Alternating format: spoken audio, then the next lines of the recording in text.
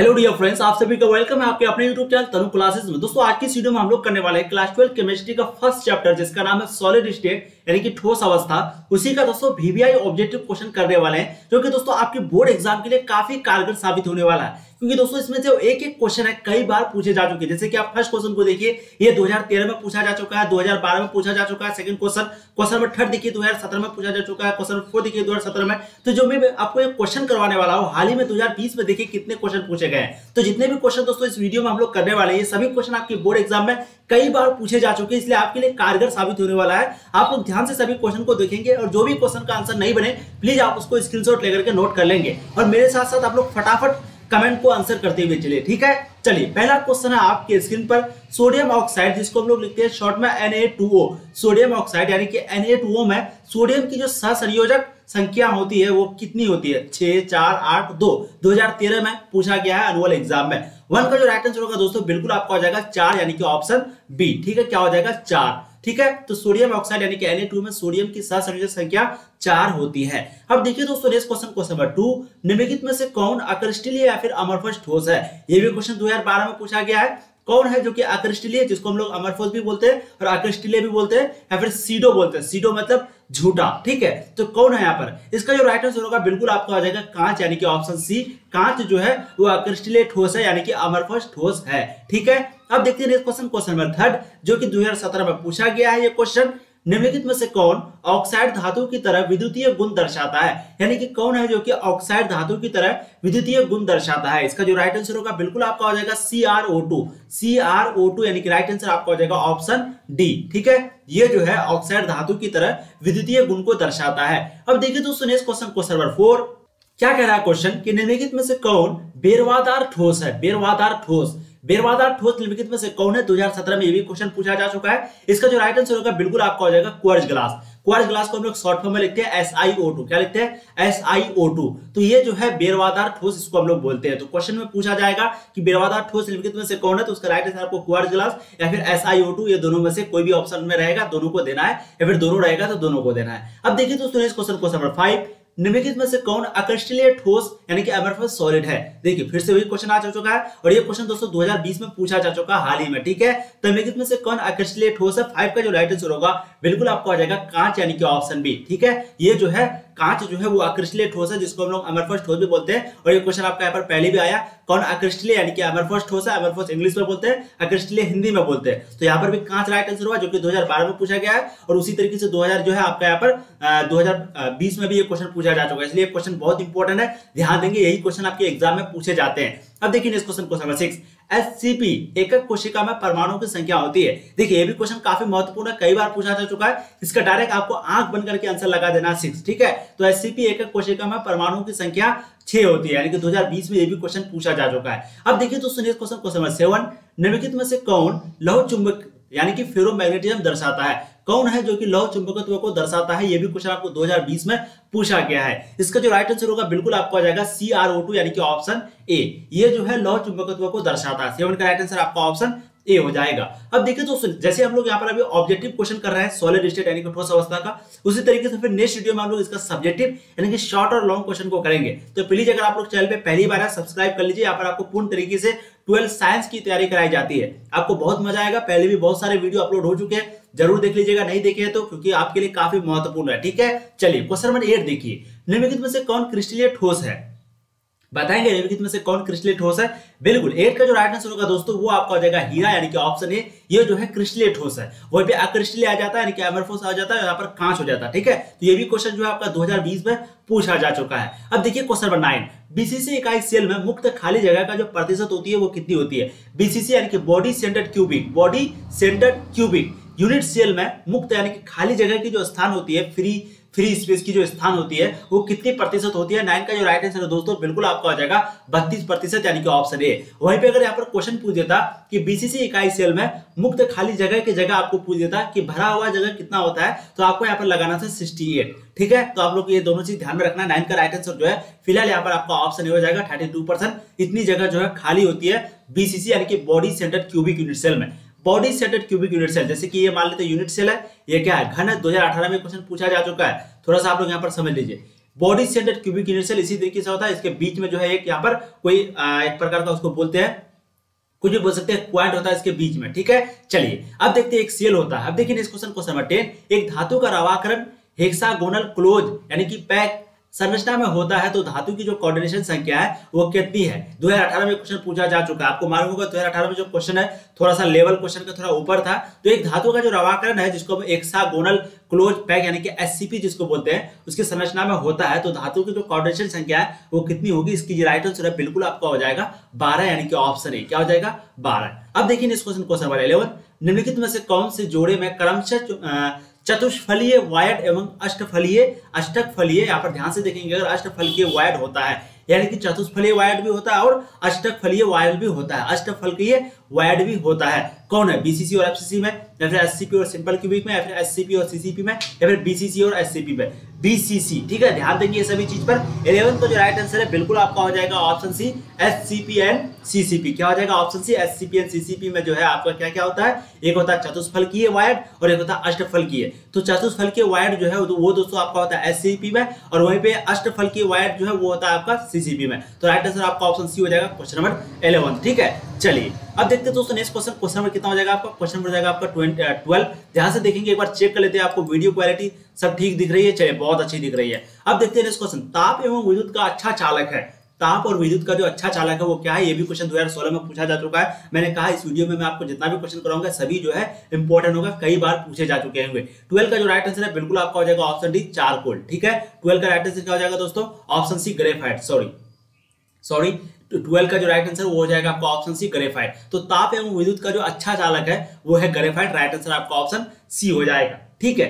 चलिए अब एक्सेशन में जो है यही है ग्रेफाइट ही है। अब देखिए इस क्वेश्चन को समझ 13, निम्नलिखित में से कौन सा जलक ठोस है, जालक ठोस है, कौन है जो कि जालक ठोस है, SO2 जो कि ठोस में लेंगे, या फिर I2 यानी कि आयोडीन, या फिर हीरा, या फिर H2O यानी कि वाटर जिसको हम लोग बर्फ के रूप में लेंगे। 2016 में ये भी क्वेश्चन पूछा जा चुका है। और दोस्तों इसका जो राइट आंसर है 13 का वो आपका हो जाएगा हीरा यानी कि ऑप्शन सी। तो ये जो है जालक ठोस है, क्या हो जाएगा ऑप्शन सी आपका जालक ठोस। तो हीरा जो है वो जालक ठोस है, राइट आंसर क्या हो जाएगा ऑप्शन सी। ये भी क्वेश्चन पूछा जा चुका है 2016 में। अब देखिए इस क्वेश्चन को समझ जाएगा आपका 14, निम्नलिखित ठोसों में कौन विद्युत का सुचालक नहीं है, निम्नलिखित ठोसों में कौन विद्युत का सुचालक नहीं है। ये भी क्वेश्चन देखिए पूछा जा चुका है, ध्यान से देखेंगे आप लोग अगर, ठीक है। तो निम्नलिखित में से कौन विद्युत का सुचालक नहीं है, यहाँ पर सुचालक नहीं है पूछा है, Mg, TiO या फिर आयोडीन या फिर H2O यानी कि जल, ठीक है। ये सभी सॉलिड स्टेट में, सभी यहाँ पर सॉलिड यानी कि ठोस अवस्था में दिया हुआ है। तो यहाँ पर आपका ऑप्शन दिया हुआ I ओनली, B दिया हुआ ओनली, 2 ओनली, या फिर C दिया हुआ 3 and 4, या फिर D दिया हुआ 2, 3 and 4। तो यानी कौन नहीं है, तीनों नहीं है या फिर कोई नहीं है या फिर वगैरह वगैरह कोई ऑप्शन दिया हुआ। 14 का जो राइट आंसर होगा बिल्कुल आपका हो जाएगा 3 and 4। 3 and 4 में क्या क्या दिया हुआ दोस्तों, I2 और H2O ये जो है सुचालक नहीं है क्योंकि यहाँ पर सॉलिड स्टेट में लिया हुआ, किसमें सॉलिड में, ठोस में। वहीं पे अगर पानी रहता है, गंदा पानी रहता है तो फिर ये सुचालक होता है, इसलिए यहाँ पर इस चीज को भी ध्यान देना होगा कि यहाँ पर सॉलिड में दिया हुआ है या नहीं। तो 14 का जो राइट आंसर है वो आपका हो जाएगा ऑप्शन सी 3 and 4 यानी कि I2 और H2O जो है यहाँ पर विद्युत का सुचालक नहीं है। अब देखिए इस क्वेश्चन नंबर 15, निम्नलिखित में से कौन सा आयनिक ठोसों का अभिलक्षण नहीं है। यहाँ पर अगर ध्यान से आप लोग ऑप्शन को देखेंगे, मैं आपको कोशिश करता हूँ ऑप्शन को दिखाने का, 1 सेकेंड आप लोग, चलिए मैं यहाँ पर दिखाने की कोशिश करता हूँ कि आप लोगों को क्वेश्चन जो है वो क्लियर दिख रहा है कि नहीं। चलिए अब क्लियर दिख रहा है। यहाँ पर अगर ध्यान से देखेंगे पूछ रहा है कि निम्नलिखित में से कौन सा आयनिक ठोसों का अभिलक्षण नहीं है, गलित अवस्था में विद्युत चालकता का बहुत कम मान, या फिर भंगुर प्रकृति, या फिर अन्योन्य क्रिया में अत्यधिक प्रबल बल, या फिर विषमदैशिक प्रकृति। तो ये चैप्टर जो है सॉलिड स्टेट आपको बहुत अच्छे से यहाँ पर एक्सप्लेनेशन किया हुआ है इसी चैनल पर, आप लोग जरूर जाकर के देखें, ठीक है। पूरा एक्सप्लेनेशन गुण वगैरह बताया हुआ। 15 का जो फिलहाल यहाँ पर राइट आंसर होगा वो आपका हो जाएगा क्या, गलित अवस्था में विद्युत चालकता का बहुत कम मान, ऑप्शन ए आपका राइट आंसर हो जाएगा 15 नंबर का, ठीक है। गलित अवस्था में विद्युत चालकता का बहुत कम मान, ऑप्शन ए आपका राइट आंसर होगा। अब देखिए इस क्वेश्चन नंबर 16, निम्नलिखित में से कौन से ऑक्साइड का विद्युत सुचालक अथवा विद्युत रोधी होना ताप पर निर्भर करता है। निम्नलिखित में से कौन सा ऑक्साइड का विद्युत सुचालक अथवा विद्युत रोधी होना ताप पर निर्भर करता है। 16 का जो राइट आंसर है बिल्कुल आपका हो जाएगा TiO3 यानी कि ऑप्शन सी TiO3, ठीक है। अब देखिए इस क्वेश्चन नंबर 17, किसी शुद्ध क्रिस्टल में जालक स्थल किसके द्वारा अत्याशित नहीं हो सकता है। 17 का जो राइट आंसर होगा दोस्तों बिल्कुल आपका हो जाएगा इलेक्ट्रॉन यानी कि ऑप्शन सी।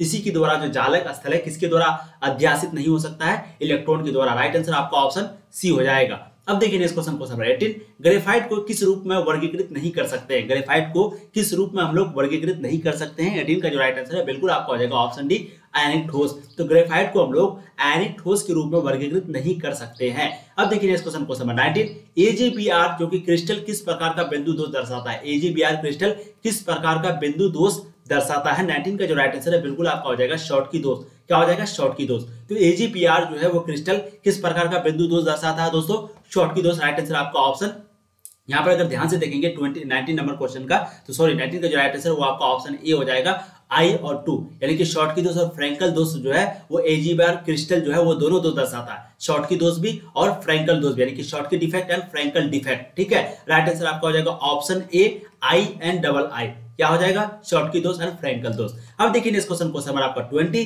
द्विविमीय वर्ग निविड़ संकुलन में उप सहसंयोजक संख्या का क्या कारण है। द्विविमीय वर्ग निविड़ संकुलन में उप सहसंयोजक संख्या का क्या कारण है। तो 20 का जो राइट आंसर है बिल्कुल आपका हो जाएगा 4। संख्या क्या है? सॉरी संख्या क्या है? तो वो हो जाएगा 4। ठीक है, अब देखिए इस क्वेश्चन नंबर 21, निम्नलिखित में से किस दोष को विस्थापन दोष भी कहते हैं। निम्नलिखित में से कौन सा दोष है जिसको हम लोग विस्थापन दोष कहते हैं। फ्रैंकल दोष को, शॉर्टकी दोष को, या फिर नॉन स्टोकियोमेट्रिक दोष को, या फिर सामान्य अंतराकोशी दोष को। तो 21 का जो राइट आंसर है दोस्तों बिल्कुल आपको हो जाएगा फ्रैंकल दोष, यानी कि फ्रैंकल डिफेक्ट, ऑप्शन ए। तो इसी दोष को जो है हम लोग विस्थापन दोष भी कहते हैं। अब देखिए इस क्वेश्चन नंबर 22, अमरफोस यानी कि जिसको हम लोग कहते हैं अमरफोस ठोस, उसको कहा जा सकता है आभासी ठोस, या फिर अतिशीतित ठोस, या फिर अक्रिस्टलीय ठोस, या फिर उपरोक्त सभी। तो जो अमरफोस ठोस होता है उसको क्या कहा जा सकता है। तो 22 का जो राइट आंसर है बिल्कुल आपका हो जाएगा उपरोक्त सभी, यानी कि आभासी ठोस भी कह सकते हैं, अतिशीतित द्रव भी कहते हैं, अक्रिस्टलीय ठोस भी कह सकते हैं, उपरोक्त सभी। तो राइट आंसर आपका ऑप्शन डी हो जाएगा क्वेश्चन नंबर 22 का। ठीक है, चलिए अब देखते हैं क्वेश्चन नंबर 23, क्वार्ज है क्रिस्टलीय ठोस है,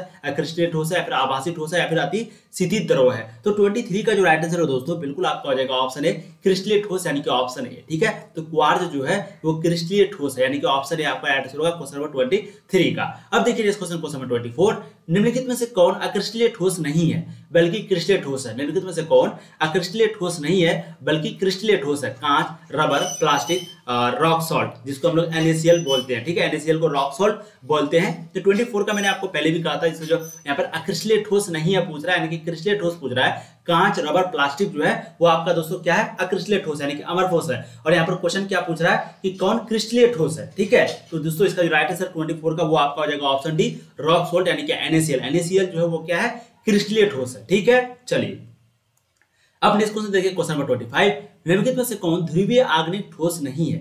ध्रुवीय आग्निक ठोस नहीं है। 25 का जो राइट आंसर दोस्तों बिल्कुल आपका हो जाएगा ठोस I2, यानी कि ऑप्शन डी। क्या हो जाएगा? ठोस I2। ठीक है, बहुत ही इंपॉर्टेंट आपको क्वेश्चन करवा रहे हैं दोस्तों, आपके लिए काफी महत्वपूर्ण है, काफी कारगर साबित होगा आपके बोर्ड एग्जाम के लिए। ठीक है, चलिए अब देखते हैं नेक्स्ट क्वेश्चन नंबर 26, निम्नलिखित में से कौन आयनिक ठोस नहीं है। निम्नलिखित में से कौन आयनिक ठोस नहीं है। 26 का जो राइट आंसर है बिल्कुल आपका हो जाएगा H2O, यानी कि आइस, ये जो है आयनिक ठोस नहीं है।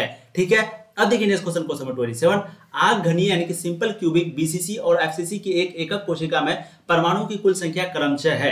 यानी कि सिंपल क्यूबिक और एक BCC और एक FCC। BCC मतलब बॉडी सेंटर्ड क्यूबिक, FCC मतलब आपका फेस सेंटर्ड क्यूबिक। तो इन दोनों में जो एक एक कोशिका में जो परमाणु की कुल संख्या होती है वो कितनी होती है? 1 2 3 4, या फिर 1 4 2, या फिर 2 1 4, या फिर 4 3 2। तो 27 का जो दोस्तों राइट आंसर है मैं आपको करवा रहा हूँ, इसका राइट आंसर आपका हो जाएगा ऑप्शन ए 1 2 4। क्योंकि सिंपल क्यूबिक में जो है कितने दोस्तों यहाँ पर पूछ रहा है परमाणु की संख्या, तो सिंपल क्यूबिक में परमाणु संख्या जो है वो होती है 1। ठीक है, वहीं पे दोस्तों अगर BCC की बात करें तो वहां पर होती है 2, क्योंकि सिंपल क्यूबिक एक हो गया 1, और एक BCC यानी कि बॉडी सेंटर क्यूबिक जो होती है उसके अंदर होता है। बॉडी सेंटर जो होता है उसके अंदर सिर्फ एक ही होता है, जैसे कि मैं आपको कहा था शुरू में। तो BCC में एक परमाणु की संख्या हो गया, और FCC में क्या होता है, एक तो आपका चारों कॉर्नर पे होता है पूरा एक चारों कॉर्नर पर, और FCC मतलब फेस सेंटर, यानी कि जो सतह होती है, एक सतह, 2 सतह, 3 सतह, टोटल 6 सतह होती है, और आधे आधे करके एक सतह यानी कि 3, तो 3 और 1 हो गया 4। अगर आप लोग अच्छे से समझ आ जाते तो बताएंगे, लेकिन फिलहाल यहाँ पर राइट आंसर आपका ऑप्शन ए हो जाएगा क्वेश्चन नंबर 27 का। अब देखिए इस क्वेश्चन नंबर 28,